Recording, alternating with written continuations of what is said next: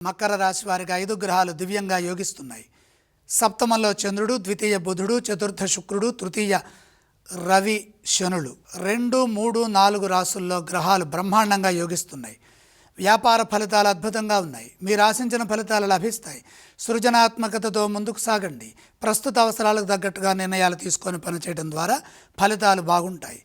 పనులు వాయిదా వేయకుండా ఎప్పటి పనులు అప్పుడే జాగ్రత్తగా త్రికరణ శుద్ధితో చేయండి.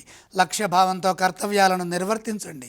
లాభదాయకమైన భవిష్యత్తు గోచరిస్తుంది. శ్రేయస్సు పెరుగుతుంది.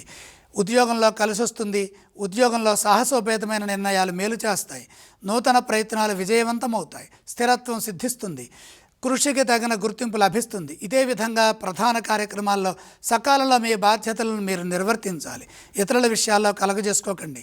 సున్నితమైన అంశాల్లో శాంతంగా సంభాషించాలి. అభద్రతా భావం లేకుండా గౌరవప్రదంగా వ్యవహరించడం చాలా అవసరం. మిత్రుల సహాయం కలిసి వస్తుంది. ఆర్థిక అంశాలు అనుకూలంగా ఉన్నాయి. శుభవార్త వింటారు. కుటుంబ సభ్యులతో కలిసి ఆనందించే అంశాలు ఉన్నాయి.